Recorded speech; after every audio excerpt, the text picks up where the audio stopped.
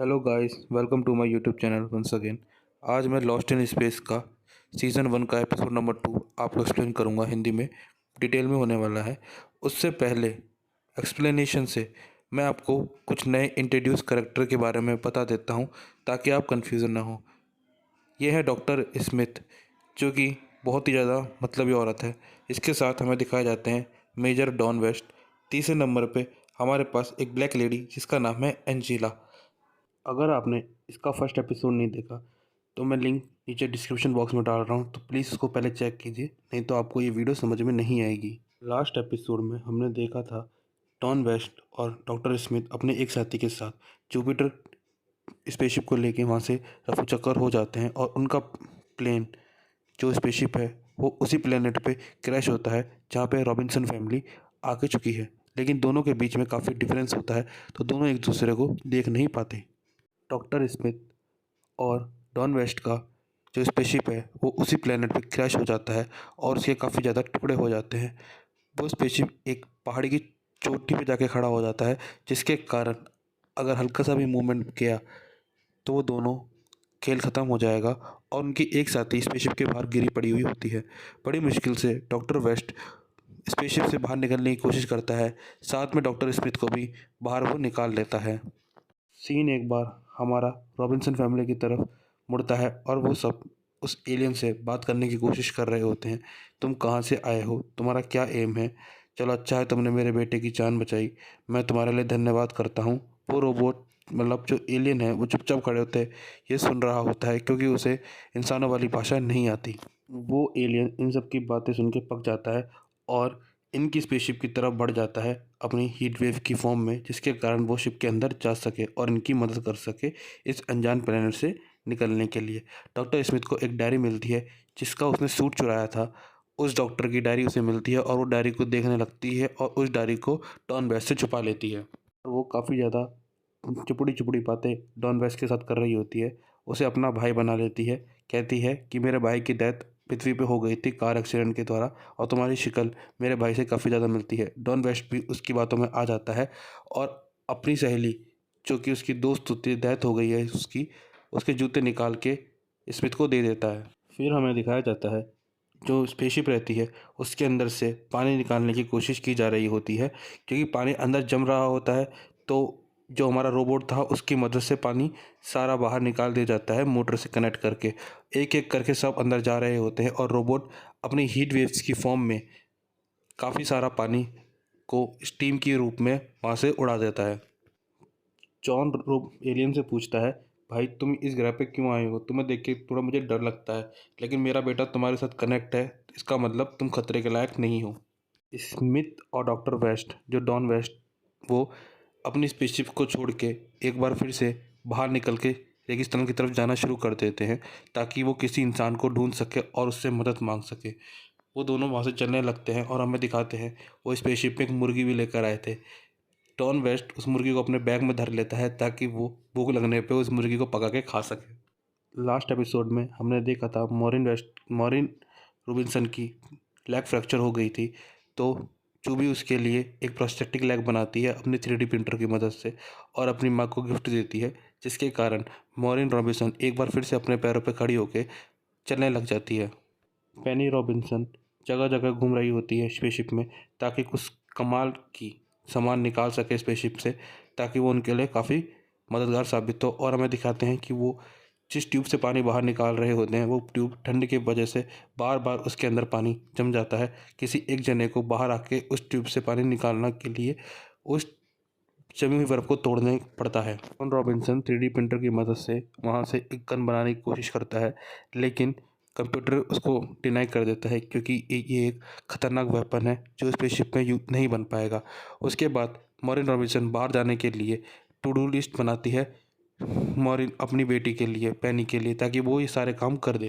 Fill, मॉरिन और John और वो एलियन सफ़र के लिए निकल जाते हैं ताकि वो जो एलियन के स्पेसशिप के पास पहुंच के वहाँ से कुछ डाटा कलेक्ट कर सकें, और होता भी ऐसे ही है, वो निकल जाते हैं।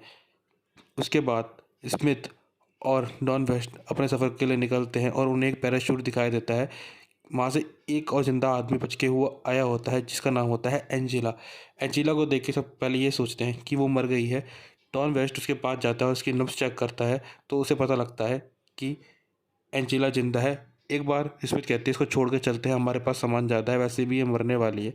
लेकिन डॉन वेस्ट उसकी नहीं सुनता और अपना सामान स्मिथ को पकड़ा के उस लड़की को अपने कंधे पे उठा के चलने लग जाता है, जिसके कारण उनकी रफ्तार भी धीरे हो जाती है। एक बार फिर से सीन स्पेसशिप की तरफ दिखाया जाता है जहाँ पे जुबी रॉबिन्सन अपना काम कर रही होती है स्पेसशिप को स्टार्ट करने की, ताकि वो स्पेसशिप को इस बड़े ठंडर से बाहर निकाल सके। मॉर्निंग रॉबिन्सन एक ओरियो का पैकेट लेके आती है जो कि उनके पास सिर्फ आखिरी खाने की चीज़ बची हुई होती है। पेनी उसको खोलने की जिद करती है लेकिन जूडी उसको मना कर रही होती है कि नहीं, ये सब सबके लिए है। घूमते घूमते मॉरिन और विल की टीम सही जगह पहुंच जाते हैं, लेकिन जो पेनी होती है वो देखती है कि बाहर बहुत बड़ा स्टॉर्म आने वाला है, तो वो अपने माता पिता की मदद के लिए गड़बड़ हो जाती है। एक गाड़ी निकालने की कोशिश करती है और पेनी के नहीं, जूडी के मना करने पे भी बाहर का इंजन ऑन करती है, जिसके कारण सारी बर्फ़ पिघल जाती है और वो अपनी कैरेज लेके वहाँ से निकल जाती है। में कोई भी टायर नहीं होता। जैसे ही ये बात मैडी को पता चलती है वो फ्रस्ट्रेट हो जाती है और उस कार के अंदर टायर्स डालना शुरू करती है। ये जो कार है ये काफ़ी ज़्यादा हाईली एडवांस होती है, जो कि बर्फ़ की सिल्लियों पे, रेगिस्तान में, ऊबड़-खाबड़ सड़कों पे चलने के लिए ही इंजीनियर्स द्वारा डिज़ाइन की होती है। यहाँ हमें दिखाया जाता है विल रॉबिन्सन अपनी माँ मॉरिन रॉबिन्सन की बात ज़्यादा मानता है अपने डैड के खिलाफ, क्योंकि मॉरिन जो है वो अपने बच्चों पे डोमिनेट करती है और जो जॉन है वो काफ़ी समय से सैनिक था, तो इसके कारण से हमें घर से दूर रहना पड़ता है, जिसके कारण से हमें बच्चों के बारे में कुछ नहीं पता। स्मिथ और डॉन वेस्ट देखते हैं उनकी तरफ काफ़ी बड़ा स्टॉर्म आ रहा है, तो वो वहाँ से भगने की तरह सोचते हैं और लेकिन जैसे ही वो भग रहे होते हैं तो उन्हें लगता है कि वो स्टॉर्म से नहीं बच पाएंगे, तो वो एक छोटी सी केव में जाके घुस जाते हैं। स्मिथ के पास एक नेकलेस होता है जो कि पहले डॉक्टर जिसका मर्डर किया था स्मिथ ने उसका होता है। वो उसे अपना नेकलेस बता के अपने गले में डाल लेती है और उसे बाहर छोड़ के आने का नाटक करती है। पेनी एक बार जूडी से बात करती है और पूछती है क्या तुम मेरे साथ चलना पसंद करोगी। जूडी का कोई जवाब नहीं आता, तो मॉरिन अपनी गाड़ी में बैठती है और तुरंत उस गाड़ी को लेके बाहर की तरफ निकल जाती है। जूडी जैसे ही बाहर आती है वो देख के हैरान हो जाती है और वो पेनी पे काफ़ी ज़्यादा गुस्सा भी हो रही होती है, क्योंकि बिना बताए, बिना मेरे इंट्रोडक्शन सुने, इंस्ट्रक्शन सुने वहाँ से भाग गई। कार चलाते वक्त पेनी काफ़ी ज़्यादा खुश हो रही होती है क्योंकि उसने जीवन में पहली बार कार चलाई। उसके पास लाइसेंस नहीं है, इससे पता चलता है पेनी है वो 18+ नहीं हुई है। स्मिथ और डॉन वेस्ट के बीच में भाई बहन का रिश्ता बनने लगता है। डॉन तो उसे अपनी बहन मानता है, लेकिन स्मिथ एक लालची मतलबी औरत होती है, उसके मन में डॉन के लिए कुछ अलग चल रहा होता है। वो हमें आगे पता चलेगा। फिर हमें दिखाया जाता है कि जॉन और उसकी फैमिली उस स्पेसशिप की तरफ पहुंच जाती है उसे ढूंढने के खातिर, और जॉन और मॉरिन शिप के अंदर चले जाते हैं। वहीं एलियन और विल बाहर एक बॉल के साथ खेलना शुरू करते हैं। विल एलियन की मदद करता है और उसको सिखाता है कि बॉल को ऐसे खेलते हैं। जॉन और मॉरिन स्पेसशिप के अंदर जाते हैं तो वो देख के हैरान हो जाते हैं, क्योंकि ये टेक्नोलॉजी कुछ अलग ही होती है और वो एक बड़े से ग्लोब की तरफ जाते हैं। उधर उनको दिखाई देता है सन और कुछ गैलेक्सीज। वो सोचते हैं ये गैलेक्सी कहाँ की है। खेलते खेलते अचानक से बॉल स्पेसशिप के भाग के नीचे चले जाती है। एलियन उस बॉल को लेने के लिए स्पेसशिप को थोड़ा पुल करता है, तो हमें एलियन की पुरानी याददाश्त दिखाई जाती है। उसके साथ साथ विल भी उन याददाश्तों में खो जाता है और हमें उन याददाश्तों में दिखाया जाता है कि जो एलियन विल के साथ है उसका रूप बड़ा भयानक है, क्योंकि जब वो मेन स्पेस शटल पे गया था तो उसने वहाँ पे आके तबाही मचा दी थी और सबको एक एक करके चुन चुन के वो सबको मार रहा था, तबाही मचा रहा था, जिसके कारण पूरा स्पेस शटल एक ब्लैक होल की तरफ खींचना चालू कर दिया। फिर ये देख के एलियन से काफ़ी ज़्यादा डरने लग जाता है और जंगल की तरफ भाग जाता है। एलियन भी विल का पीछा करने के लिए जंगल की तरफ भागता है, और लेकिन वो विल को कोई नुकसान नहीं पहुंचाता। वो चेंज हो चुका होता है क्योंकि उसको अपना पास्ट याद नहीं आता, और जब उसने अपना पास्ट याद किया तो वो काफ़ी ज़्यादा दुखी हो जाता है। छोटा बच्चा विल एलियन को समझाता है ये तुम्हारी गलती नहीं है, अब तुम सुधर गए हो, यह तुम्हारे लिए अच्छा है।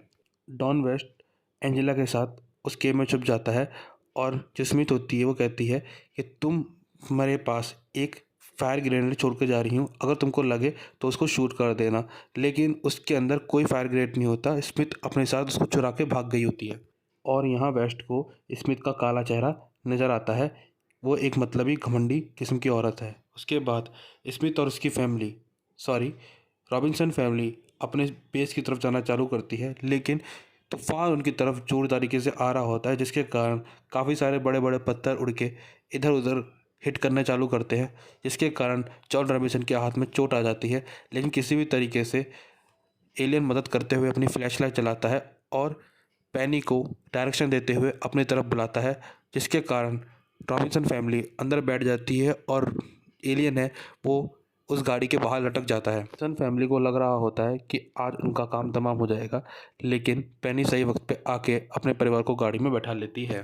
पेनी को देख के पूरा रॉबिन्सन फैमिली काफ़ी ज़्यादा खुश हो जाती है और वहाँ से तुरंत निकलने की कोशिश कर रही होती है, लेकिन तूफान की स्पीड काफ़ी तेज़ होती है। तूफान उनका पीछा कर रहा होता है बहुत तेज़ी स्पीड के साथ।